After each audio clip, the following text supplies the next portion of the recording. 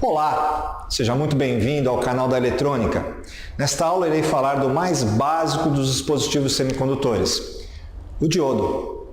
Vamos lá? Os diodos são muito importantes em circuitos eletrônicos. Por isso, qualquer pessoa que trabalhe com eletrônica precisa estar familiarizado com eles. Existem vários tipos diferentes de diodos e diversas aplicações para eles em circuitos eletrônicos.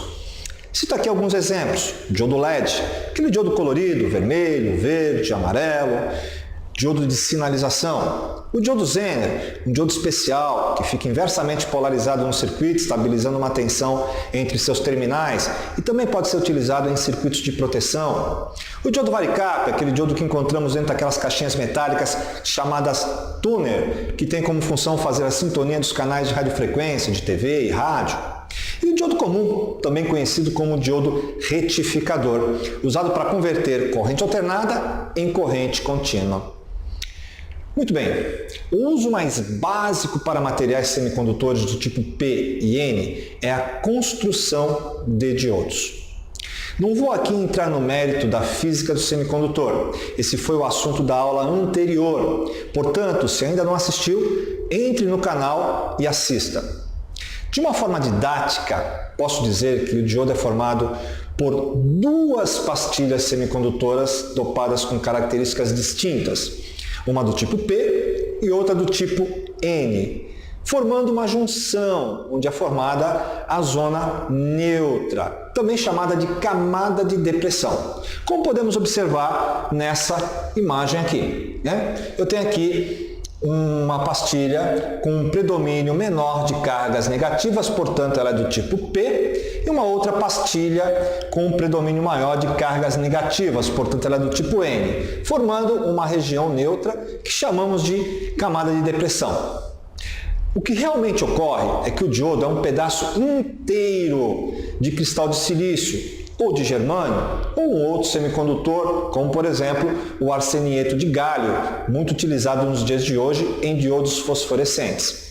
Portanto, a criação de dois pedaços de silício é uma maneira didática que eu utilizo para explicar de uma forma mais fácil a constituição e o comportamento do diodo.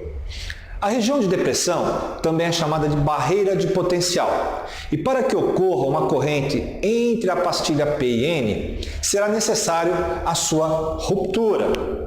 A região de depressão também dá característica ao diodo, e a sua ruptura é da ordem de 0,3 volts para o diodo de germânio e 0,6 volts para o diodo de silício, podendo chegar em 0,7 na saturação forte. E isso é característica intrínseca dos elementos semicondutores de germânio e silício. Vamos ao gráfico? Tem aqui uma curva característica de tensão por corrente de um diodo. Aqui meu eixo de corrente, meu eixo de tensão, e eu tenho aqui o famoso joelho da curva, onde podemos observar a saturação do diodo em 0,6 volts, podendo chegar em 0,7 volts na saturação forte. Na realidade, a partir de 0,5, 500 e poucos milivolts, já começará a circular uma pequena corrente entre as pastilhas P e N. O diodo possui polaridade. Componentes como os resistores, por exemplo, podem ser ligados sem se preocupar com qual terminal será conectado em que parte do circuito. Porém, se um diodo for ligado de forma invertida, ele e outras partes do circuito podem ser danificadas. Um técnico precisa estar certo de que o diodo está corretamente conectado antes de energizar o circuito. Vamos ao símbolo? A simbologia utilizada para o diodo no diagrama esquemático é essa aqui. Podemos observar que a pastilha do tipo P forma o que chamamos de anodo, que é o positivo do diodo, enquanto que a pastilha do tipo N forma o que chamamos de catodo, que é o negativo do diodo. Portanto, para que o diodo conduza uma corrente entre anodo e catodo, e observe aqui que estou trabalhando com a corrente convencional, deverei polarizar o diodo de forma direta, aplicando uma tensão positiva no anodo, sendo essa tensão capaz de romper a barreira de potencial, o meu diodo passará a conduzir uma corrente. entre anodo e cátodo. Já na polarização reversa, ou seja, negativo no anodo, o meu diodo não conduzirá corrente, estará no corte. Posso fazer uma analogia como uma chave. Ora fechada, conduzindo corrente, polarização direta, portanto, diodo saturado. Ora aberta, em corte, não conduzindo corrente, polarização reversa. Defeito que o diodo pode apresentar. O diodo pode entrar em curto, portanto, conduzir corrente para ambos os sentidos. E o diodo pode também abrir, romper, interromper, perdendo assim a capacidade de condução de corrente, ou seja, o diodo está em corte, não conduz corrente. O diodo, assim como todo semicondutor, também pode apresentar fuga de corrente. É um defeito raro, mas pode acontecer. Seria uma baixa resistência inversa de junção. Quantos parâmetros elétricos com relação ao diodo? Vou pegar como exemplo aqui o datasheet do diodo 1N4007, que pertence à família 1N. E podemos verificar que em condução, ou seja, passando corrente entre as pastilhas positiva e negativa, a capacidade máxima permitida será de 1 ampere. Isso serve para todos da família 1N. Já em corte, ou seja, com a polarização reversa, o meu diodo suporta 1000 volts.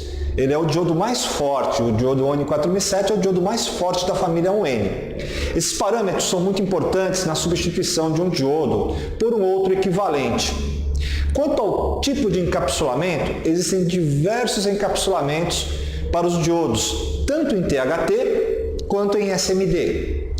A indústria utiliza diversos elementos, como plástico, vidro, metal, cerâmica e a combinação deles para a construção dos encapsulamentos. Coloco como exemplo o encapsulamento DO41 em THT, que é o mais comum de todos, construído em plástico. Existem outros encapsulamentos em THT, como por exemplo o TO220AC, o TO92 e outros. Geralmente, os dispositivos de maior tamanho suportam a passagem de elevadas correntes e, normalmente, o encapsulamento do diodo possui uma marca indicando o terminal cátodo, que é o negativo do nosso diodo.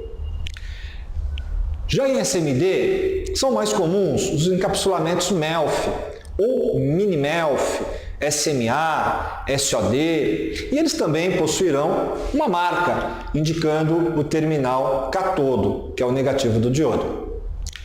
Bom, vou ficando por aqui. Na próxima aula continuarei falando de dispositivos semicondutores. Um abraço e até lá!